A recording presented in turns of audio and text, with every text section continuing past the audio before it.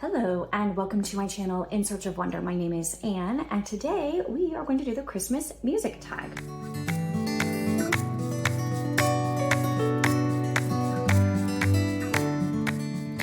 This is a brand new original tag by Beyond Books and Daniela at Uncommon Reader.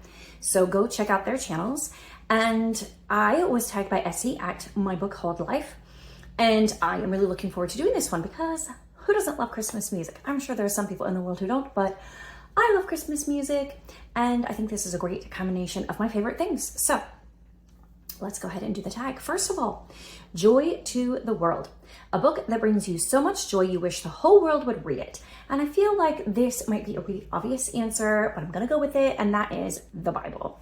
The Bible brings me so much joy. In particular, the book of Psalms can be very peace-giving and joyful depending on the season of life that you're going through and what you are experiencing.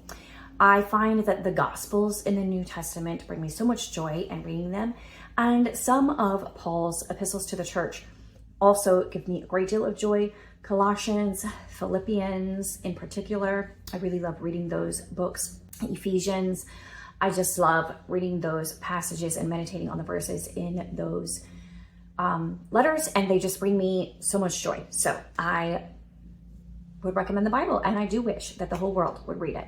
The second prompt is Let It Snow, a book that takes place in a cold, snowy environment. And whenever I think of books that feature snow or cold environment, I automatically think of Ethan Frome, because as you can see by the picture on the cover, it's set in New England during the winter time, and it is a very snowy scene in the book.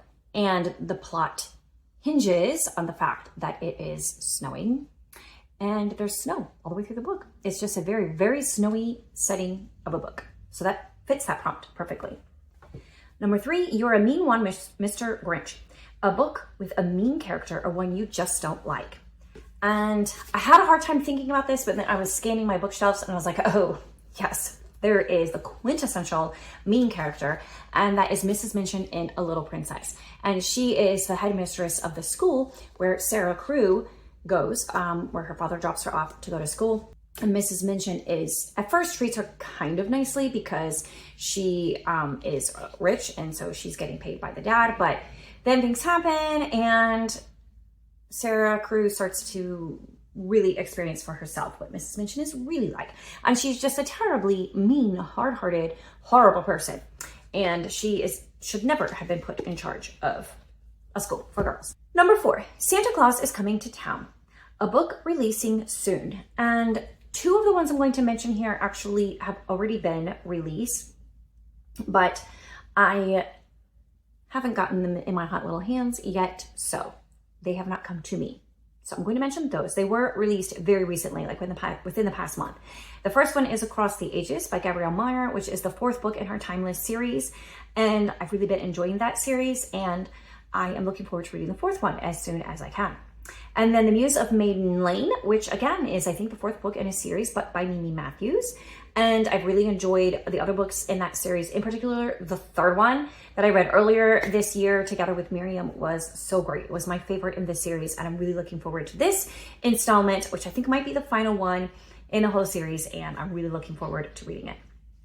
And then we have coming up, when that has not been published quite yet, as of the time this goes live, it may have been just published in the past week or so, but that is the 3rd book in Julie Klassen's series. Oh, what is that series called? Let me look real quick. On Devonshire Shores. And I am about to read this. By the time that you watch this video, I may have already read this book. This is the 2nd one, and the 3rd one is releasing, and I want to read the whole series. The next prompt is 12 Days of Christmas, a book of short stories. And I don't read a lot of short stories, but one that I started recently, I'd only read one short story in it, is The Adventures of Sherlock Holmes. And this just seems like the perfect kind of book to read at this time of year. Just short little cozy stories. Like Sherlock Holmes, of all of the classic murder mysteries, just seems to have that vibe of reading when it's cold outside. Maybe because the first Sherlock Holmes book I read during a snowstorm when I had a snow day at home, And there was a scene in it where they were talking about how much it had snowed there. That was, I think, The Hound of the Baskervilles at the very beginning of that book. And so that just stuck in my memory. And so not that all of his books feature snow or whatever, but it just seems like this time of year is a good time of year to read Sherlock Holmes short stories. So anyway, I thought of that one. I've only read one, but I do intend to read more of them. I intend to read that whole book. And then we have number 6, Little Drummer Boy, a book that brings back childhood memories. And for me, I've mentioned this already in a tag recently, but I have to mention it again for this one because it fits perfectly. That is Anne of Green Gables. And I grew up on the Anne of Green Gables adaptations, the TV adaptations that were aired on PBS and featured Megan Follows as the actress who played Anne.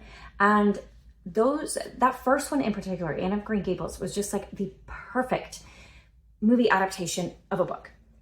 That one, it rivals the 1995 BBC Pride and Prejudice for perfection. And then the second one in the series, Anne of Avonlea, was also very good.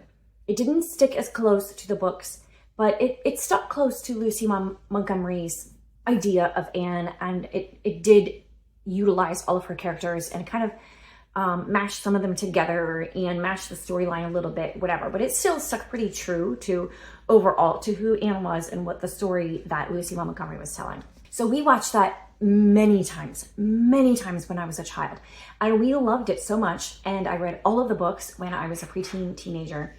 And my sisters and I, we love the books so much that one year my dad planned a vacation and we drove all the way up to Prince Edward Island, and we did, camping and stuff along the way. And we got to see the Green Gables and the house that was basing the story off of. And we took an Anne of Green Gables tour, and we got to see the red dirt along the shores and the beauty of Prince Edward Island. I want to go back someday. My sisters have been back as adults. I haven't.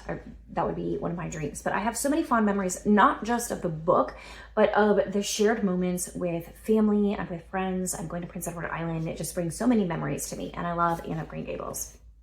Number 7 is Deck the Halls, a party scene, or it takes place over a holiday. And this book satisfies both of those requirements. And that is Silas Marner, which I read last year. I think it may have been a reread for me. I'm not sure. I didn't remember much about it if it was. And it definitely takes place over the holidays. And in particular, there's a New Year's party that happens in this story. And it's very important to the plot. It's central to the storyline. It's pivotal. So that totally fits the bill for Silas Marner. And if you haven't read it, this is a great time of year to read Silas Marner. Finally, we have Frosty the Snowman, a cold and calculating character. And the book that I'm currently reading, as of the time I'm filming this, I'm about halfway through, is The Scarlet Pimpernel by Baroness Orsi. And this was a reread for me, and I'm loving it so much on this reread. Some rereads don't always hold up, but this one is definitely, I love it. I'm really enjoying it. But there is a character in this story, Chauvelin, who is he's in the French government. I forget exactly what his title is, but he is determined to hunt down the Scarlet Pimpernel, who is an Englishman who is rescuing French aristocrats and bringing them to England safely away from the guillotine. And Chauvelin wants all of them to be beheaded. So he is cold and calculating, and he will use whatever means necessary. He will betray anyone, he will hurt anyone, he will kill anyone. He will not allow anyone to get in the way of his capturing and eliminating the Scarlet Pimpernel. So Chauvelin definitely fits that bill. So that is my Christmas music tag and my picks for those prompts. Hope you enjoyed it. Let me know in the comments which books you would pick for each of these prompts, and consider yourself tagged if you haven't been tagged already. I am going to tag a few specific people, but since probably about a month is going to go by between the time I'm filming this and the time I'm actually going to set it going live, I will wait and see who else does this tag in between now and then, so I don't end up tagging people who have already done it. So I will leave some tags in the description box below. And anyway, consider yourself tagged if you haven't done it yet. I'd love to hear your answers. So I will see you next time. Bye.